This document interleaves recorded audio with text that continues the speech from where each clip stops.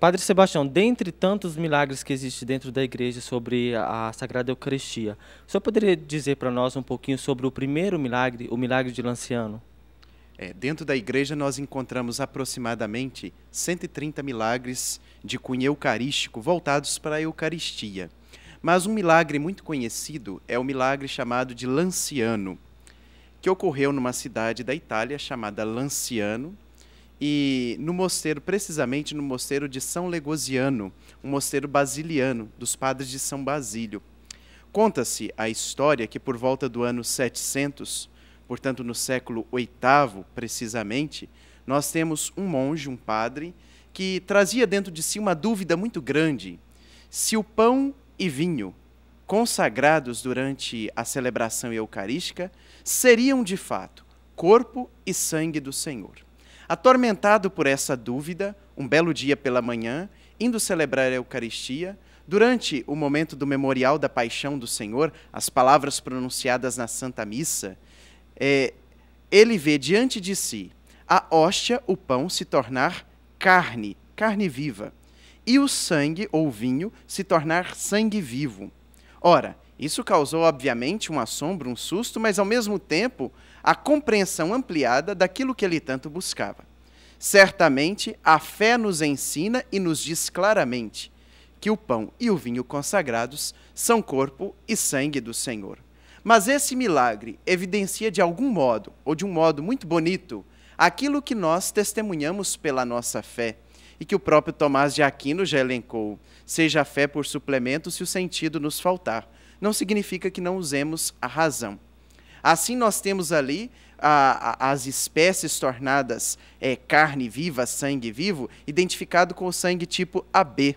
E, ao mesmo tempo, foram feitas inúmeras investigações de cunho científico e chegou-se à consideração que, de modo inexplicável e, portanto, de um modo milagroso, nós temos ali um testemunho da fé cristã quanto à transubstanciação, isto é, pão e vinho, que de maneira misteriosa, profundamente mística, se tornam corpo e sangue do Senhor. Para nós isso mostra claramente que o milagre de Lanciano nos diz de algo, ou nos fala de algo muito maior, isto é, a Eucaristia como centro da vida cristã.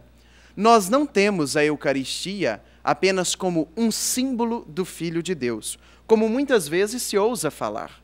Não é símbolo no sentido do termo, e que muitas vezes utiliza-se o termo símbolo para se dizer o símbolo diz de uma realidade mais profunda. De fato, a Eucaristia fala de uma realidade tão profunda que ela é em si a realidade profunda. Isto é, o Cristo Jesus, o Senhor, presente verdadeiramente nas espécies consagradas. O Senhor sacramentalmente apresentado a nós, que não apenas nos alimenta, mas nos atrai para si e nos impele a uma vivência segundo o seu modo de ser, o seu modo de agir. Isto é, ele passou fazendo bem. Quanto bem nos faz a Eucaristia. Mas quanto bem nós fazemos quando acorremos à Eucaristia, não enxergando ali uma representação, mas o Senhor que nos toca e nos toma para si e nos faz livres no poder da Eucaristia. E, ao mesmo tempo, nós podemos exclamar: eis o mistério da fé. E aí nós dizemos nas Santas Missas, numa das respostas: anunciamos, Senhor, a vossa morte e proclamamos a vossa ressurreição. Vinde, Senhor Jesus.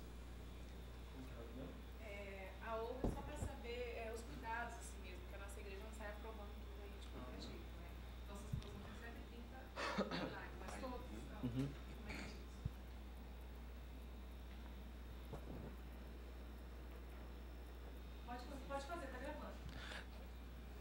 3, 2, 1. E, Padre Sebastião, para a igreja, esse processo de dizer que é um milagre, tem todo um trabalho para ser feito para diagnosticar que é um milagre. Como que é esse processo que a igreja trabalha para diagnosticar esses mistérios?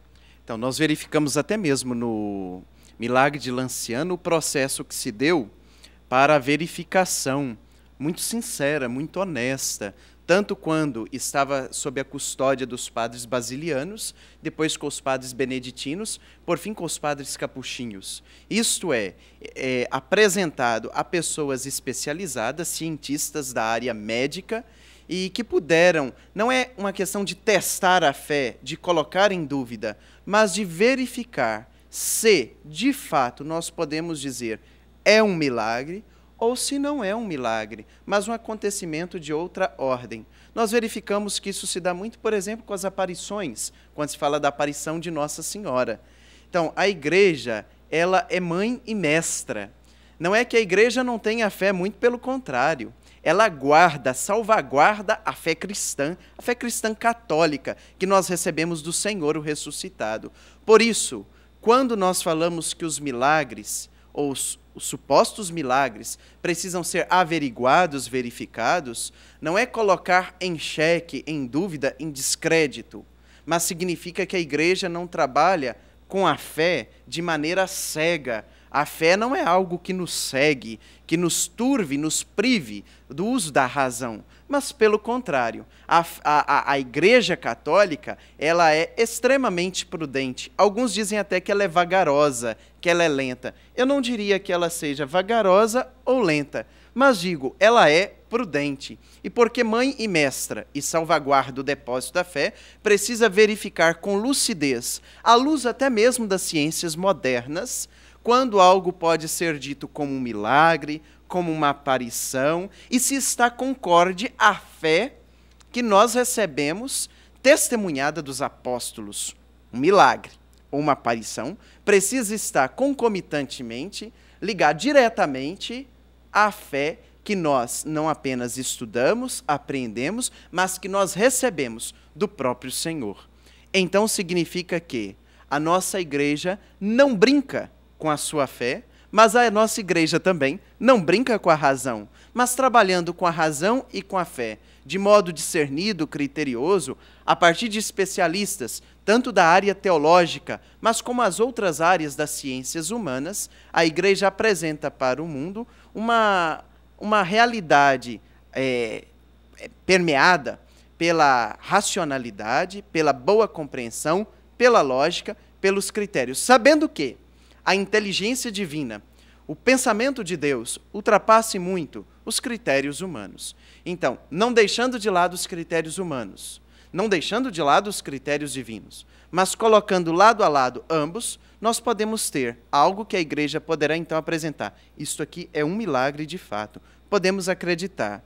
Olha, verificamos que isto aqui é um bem enorme, mas não é um milagre. Isso acontece na verificação para as beatificações, para as canonizações, como há pouco nós recebemos numa espécie de síntese da vida do Papa João Paulo II, postulada nesses dias pelo postulador de sua causa, o Monsenhor Oder, no Vaticano, em Roma, mostrando vários testemunhos sobre a vida santa daquele homem que é considerado venerável, isto é, que possui as virtudes heróicas, apresentado assim e aceito pelo Papa Bento XVI. E quem sabe daqui uns dias, beato e santo da Igreja também, promulgado oficialmente. A Igreja não brinca quando ela fala da santidade, quando ela fala das verdades da fé, seja, portanto, quanto aos milagres, quanto às aparições e sobre tudo aquilo que tange a vida humana e a vida espiritual dos seus fiéis cristãos.